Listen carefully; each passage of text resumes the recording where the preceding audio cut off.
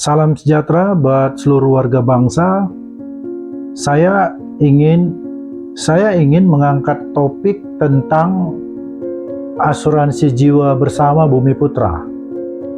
Selain kita prihatin dengan para pengerja atau para pekerja yang sekarang ini di PHK, sebetulnya kami sendiri, keluarga kami itu sebagai korban dari asuransi jiwa Bumi Putra. Kenapa kami katakan bahwa keluarga kami sebagai korban? Yaitu kakak saya sendiri dan ipar saya itu adalah nasabah dari Bumi Putra. Mereka itu sudah membayar premi sekian puluh tahun, lalu kemudian polis mereka itu jatuh tempo di 2018. Akan tetapi sejak 2018 sampai sekarang ini mereka tidak tahu harus kemana. Jadi kantornya juga sudah ditutup. Kantornya itu ada di daerah Jalan Cokro Aminoto, kemudian ada di Keramat Jati, lalu sekarang ada di Bendungan Hilir, Jakarta Pusat. Nah, saya sendiri akhirnya ikut mengurus ke Jakarta, ikut mencoba membantu pengurusan itu, akan tetapi juga tidak berhasil. Nah, yang ingin kami sampaikan adalah sekarang ini kita tidak tahu siapa yang bertanggung jawab. Mungkin pihak Bumi Putra mungkin bisa berkata, ya sekarang sudah ada manajemen, sekarang sudah diangkat direktur utamanya, dirutnya, seperti itu. Tapi kami mengikuti dari media bahwa ada unjuk rasa yang dilakukan oleh para pekerja, di mana hak-hak mereka katanya itu belum dibayarkan. Sampai-sampai Wakil Menteri Tenaga Kerja Bapak Immanuel Ebenezer itu turun tangan. Dan sekarang kita juga belum tahu seperti apa perkembangannya. Dan kembali kami ingin menyampaikan tentang bagaimana sebetulnya nasib dari para pemegang polis ini, nasib dari para nasabah asuransi ini. Kami terus terang, kami tidak ada melihat upaya yang serius yang dilakukan, baik itu oleh manajemen, dalam hal ini misalnya direkturnya, para pengurusnya, atau siapalah yang berkompeten yang telah ditunjuk untuk mengurusin itu.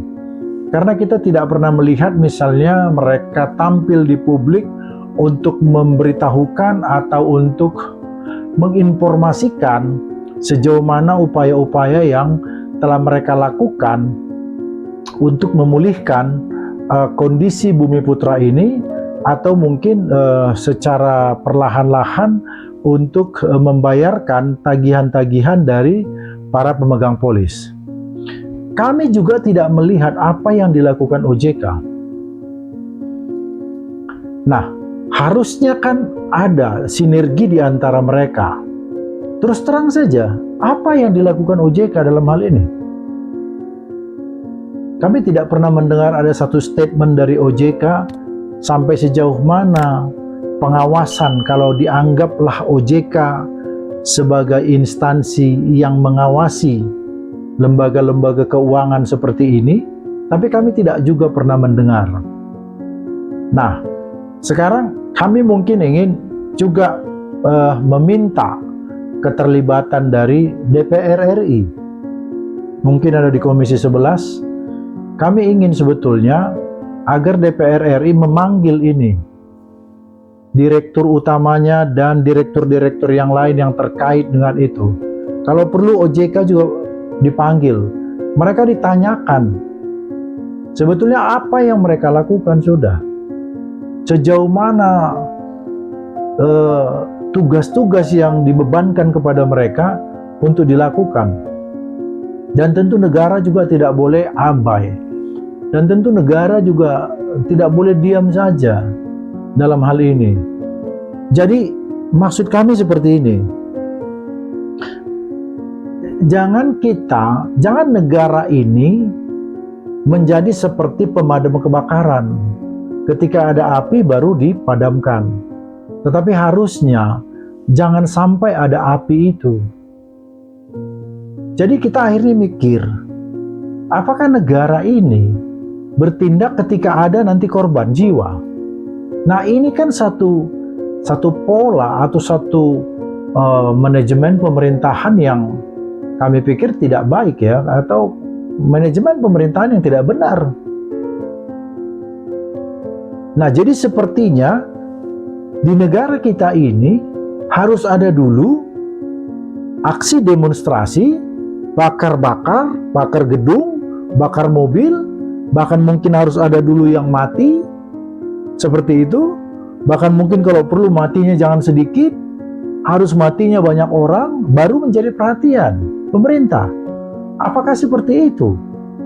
Karena terus terang kami, kalaupun dianggap masyarakat sekarang ini penuh dengan tuntutan, iya, dan memang harus dituntut. Karena jangan ketika mereka mengiming-imingi, ketika mereka meminta supaya masyarakat ini masuk ikut menjadi nasabah asuransi, mereka memberikan janji-janji, mereka memberikan angin surga, janji-janji yang sangat muluk. Sekarang masyarakat akan menuntut haknya. Bayangkan, Bapak Presiden yang kami hormati, bayangkan berapa ribu nasabah yang sekarang ini terkatung-katung tidak jelas nasibnya. Dan anehnya, sepertinya manajemen dari Bumi Putra itu tidak ada rasa empati. Kita tidak pernah melihat penjelasan apa. Artinya harusnya ada penjelasan-penjelasan yang lebih intensif disampaikan kepada masyarakat. Dan sekali lagi kami mengatakan OJK juga tidak ada peran di sini. Menurut kami OJK dan Direktur Utama dari Bumi Putra ini harus dipanggil oleh DPR RI. Jadi supaya kita tahu akhirnya seperti apa keadaan Bumi Putra saat ini.